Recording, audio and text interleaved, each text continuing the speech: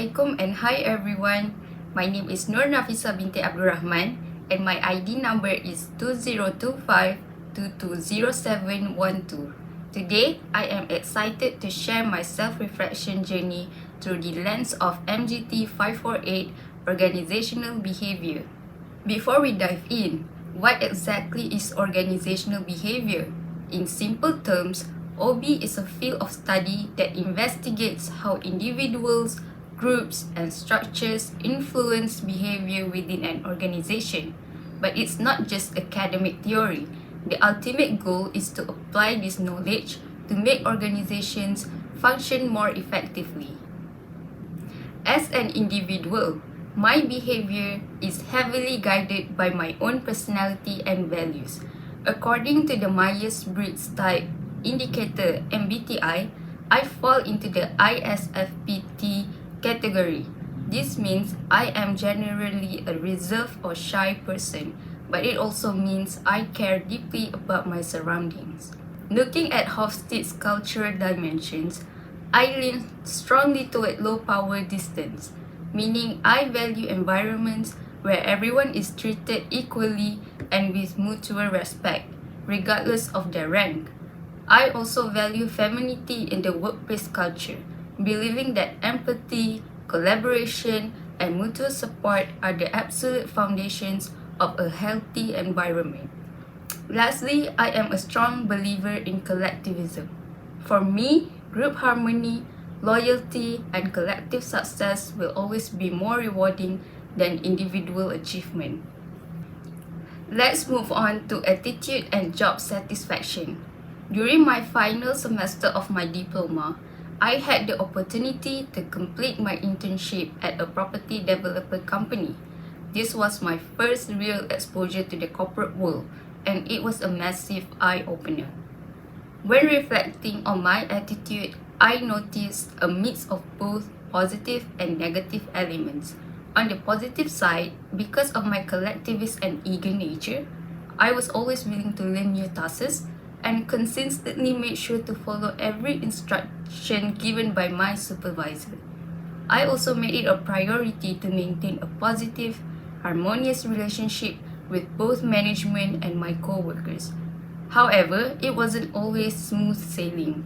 On the negative side, I experienced a lot of workplace pressure because my supervisor had a very high expectations of me.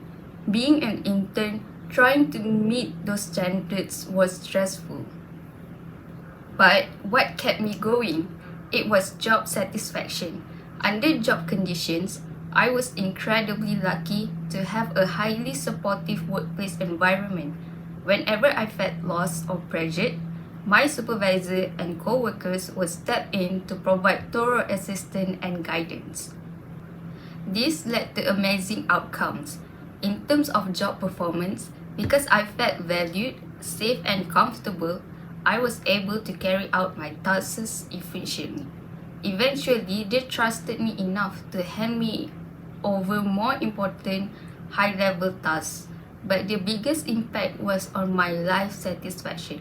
Walking out of that internship, I noticed I became much more confident in myself and the decisions I make in life. It proved to me that a supportive organizational culture can truly transform an individual. Next, perception and decision making.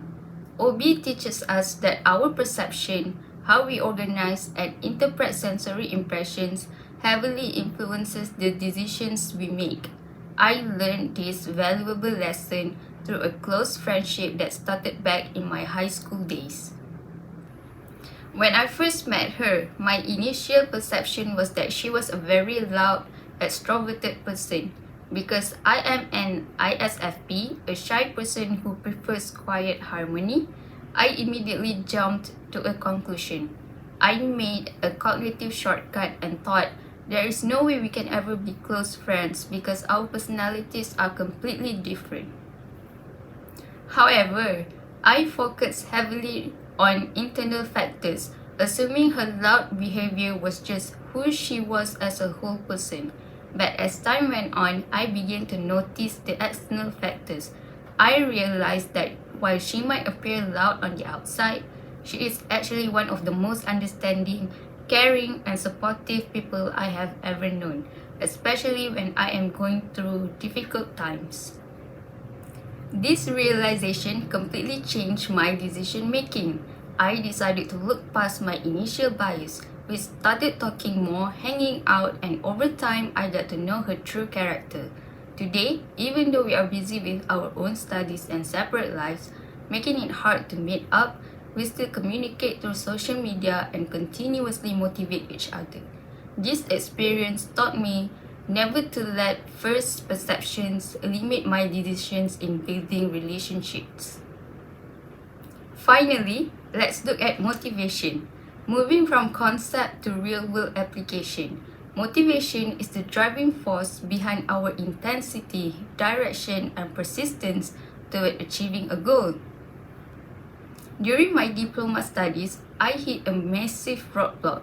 I faced severe academic difficulties, which completely crushed my motivation. It got so bad that I didn't even have the energy to complete my assignments, attend classes, or maintain my friendships. I felt entirely overwhelmed. However, I managed to overcome these difficulties by applying motivational strategies. First, I tapped into external support by actively seeking advice and emotional motivation from my family and friends. Their encouragement gave me the spark to restart. Second, when it came to my study, I changed my approach by breaking large, intimidating assignments into smaller, bite-sized tasks. By doing this, I didn't feel the heavy burden all at once, and I could celebrate small wins along the way. Through this struggle, I realized that motivation isn't just an abstract theory we study for exams. It is a crucial tool we must actively manage to overcome challenges and achieve personal growth. To wrap up my self-reflection, studying organizational behavior has shown me that the concepts in our textbook are happening around us every single day. From understanding my own ISFP personality to managing workplace attitudes, correcting my personal perceptions, and finding ways to stay motivated. OB is a blueprint for personal and professional success.